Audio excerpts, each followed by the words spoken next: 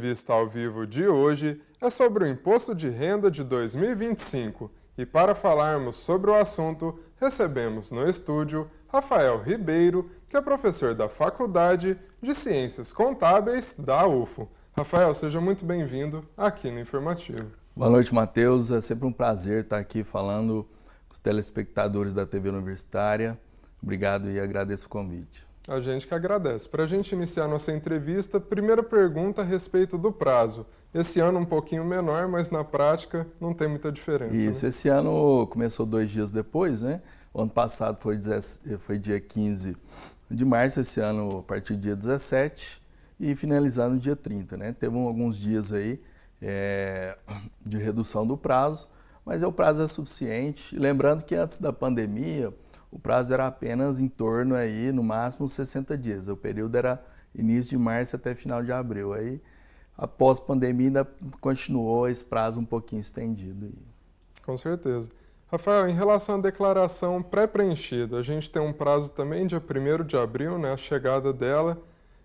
O que a gente pode falar sobre ela? Nos últimos anos tem sido mais utilizado, né? A tendência é essa? Isso, a tendência é cada vez mais os contribuintes utilizarem a pré-preenchida, né? Lembrar que 2021 tinha pouco mais de 400 mil declarações e a expectativa é que esse ano chegue mais de 20 milhões de declarações pré-preenchidas, né? Do total de 46, cerca de 57% a estimativa. Só que a pré-preenchida, este ano, ela teve um pouco de atraso, né? Você hoje consegue baixar ela pré-preenchida, mas ela não está com as informações completas. Segundo informações da Receita Federal, você pode baixar ela hoje, mas ela vai vir com as primeiras informações de rendimentos. Algumas informações ainda não foram totalmente inseridas, né? Então, 1º de abril que ela vai ser plenamente baixada com todas as informações.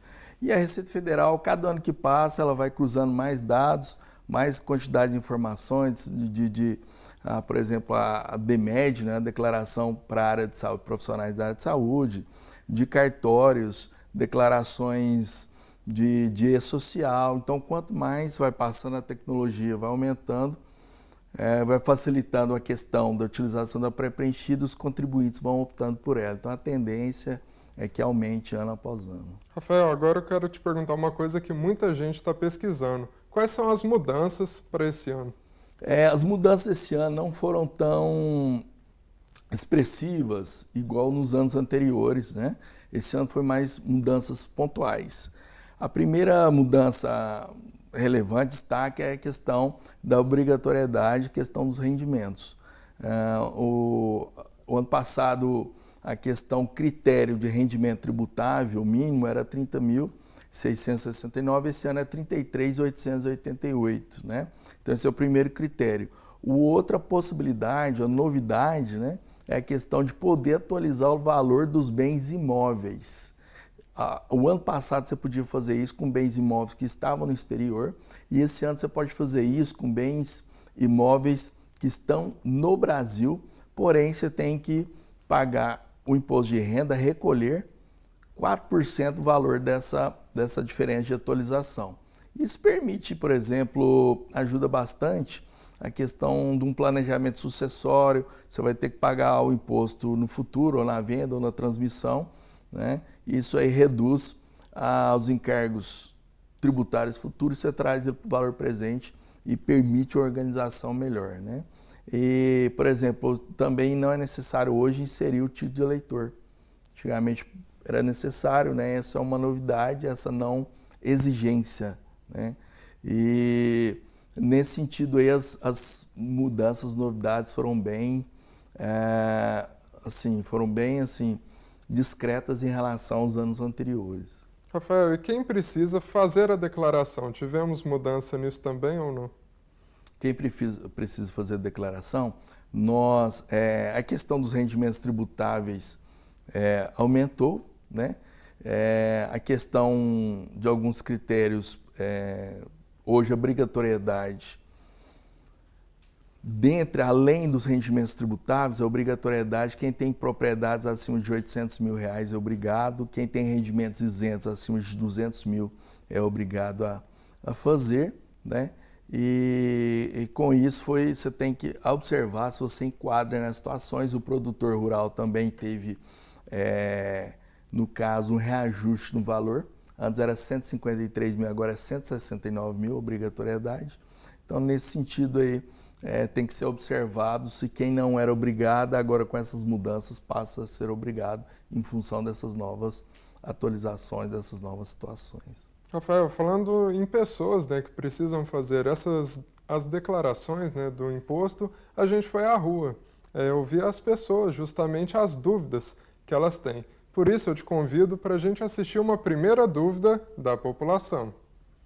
Posso deduzir as consultas do imposto de renda do dentista no imposto de renda? Sim, pode deduzir os gastos, né, odontológicos do imposto de renda, lembrando que é necessário ter o comprovante, se pessoa física, o recibo, ou a nota fiscal avulsa, ou a jurídica também, a questão da nota fiscal. É possível deduzir, lembrando que gastos odontológicos não tem limite para dedução, igual, por exemplo, outros tipos de despesas. Excelente, Rafael. Vamos conferir, então, mais uma dúvida da população. Olha, eu tenho que conferir a declaração pré-preenchida antes de enviar? Sim, é importante, é necessário conferir essa declaração pré-preenchida. Não é porque você fez a pré-preenchida que você fecha os olhos e transmite. Tem que conferir tudo, porque aquelas informações elas vieram de terceiros com o qual o contribuinte teve relações de compra, venda, trabalho. E se essas empresas, por exemplo, essas outras pessoas informaram errado, vai chegar a informação errada para você. Às vezes, então, é importante você ter, mesmo sendo a pré-preenchida, é importante você ter toda a documentação comprobatória e conferir, tá? Porque em caso de divergência, em caso de você ser chamado pela Receita Federal, para algum motivo, alguma explicação, você tem todos os comprovantes. Então, é necessário, sim, conferir a pré-preenchida. Rafael, e a Receita já recebeu ontem, né, mais de 500 mil de declarações. Diante disso, a recomendação que você dá é as pessoas esperarem esse prazo da declaração pré-preenchida, né, no dia 1º de abril, ou já pode fazer o envio, ou é melhor esperar? O que você diz para a gente? Se você já tem toda a documentação, né, toda a documentação organizada, é muito importante isso, você se organizar primeiro, observar todos os rendimentos, todas as despesas, observar isso e fazer uma organização da documentação, lembrar, fazer um resgate das informações, né? Se você já tem isso, você pode entregar, está tudo pronto, né? Lembrando que, às vezes, a gente tenta, na questão de agilidade, mas, por outro lado, nós temos que equilibrar, equacionar a questão do cuidado. A questão, às vezes, a gente tenta acelerar para entrar nos lotes primeiro, para receber a restituição primeiro, né? Às vezes, a gente acaba faltando alguma documentação.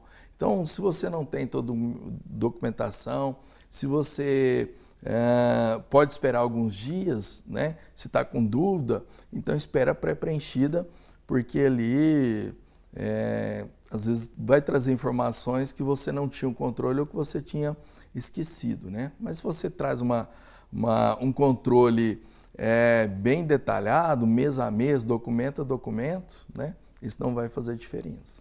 Pois é. Vamos conferir, então, uma última dúvida da população.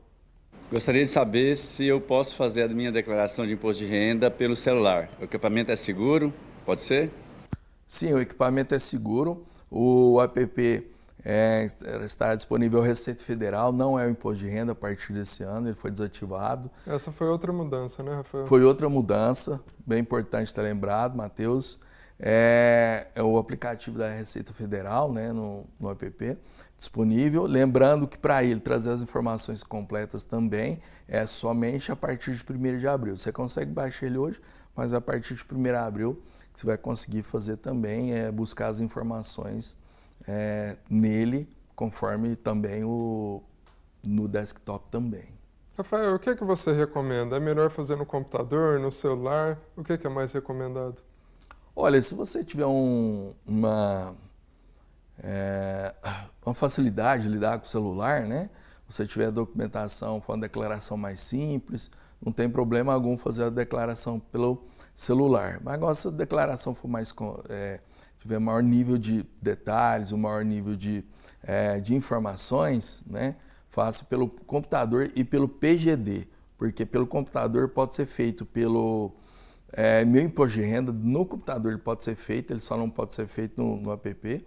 E dentro do meu imposto de renda no computador, online, web, ele não aceita qualquer tipo de declaração, qualquer tipo de situação, tá? Então a mais completa que tem ainda é do PGD. Futuramente, segundo a informação da Receita Federal, a tendência é que seja migrado tudo para web, né? O meu imposto de renda no desktop, porém, ainda tem algumas situações que você tem que fazer obrigatoriamente no PGD em função de complexidades. Rafael, a gente estava falando em mudanças. Em relação à multa, continua a mesma do ano passado? Isso, continua a mesma do ano passado, a multa mínima pela não entrega em caso de obrigatoriedade é R$ 165,74, né? E esse valor pode chegar até 20% do valor do imposto a pagar. Isso não teve alteração. Rafael, a gente já está chegando ao final da nossa entrevista. Antes da gente encerrar, eu queria que você deixasse um recado. Para quem ainda está nesse processo, aprendendo ali a fazer a declaração, o que você recomenda? Qual que é o passo a passo indicado? Eu recomendo a leitura das informações lá no site da Receita Federal, tá? Se a declaração for mais simples, ela for tranquila, o sistema é autoexplicativo, não tem necessidade de você, se você já lida com a internet, já lida nesse ambiente web, não tem necessidade de você contratar um profissional em caso de declarações mais simples. O sistema oferece ajuda, porém, em situações mais complexas, demandam um maior nível de detalhamento, de documentação, por exemplo, quando você lida com rendimentos de renda variável, aplicações em bolsa, diversas aplicações, onde você tem que apurar custo médio, outras transações envolvem muitos imóveis, por exemplo, né? Qual custo que eu coloco? Tem recolher ganho de capital? Não tem? Eu não recolhi e agora? Situações, pesquise, né? Às vezes até contrate um profissional da área para evitar que você caia numa malha fina e atrase a sua restituição em caso de restituição, ou você tenha que pagar multas, juros, e isso pode atrasar a sua questão do seu CPF, né? Pode ter restrições. Então eu recomendo fazer com calma, planejar antes de baixar o aplicativo. Você planeja, a não ser que você consulte o aplicativo para verificar.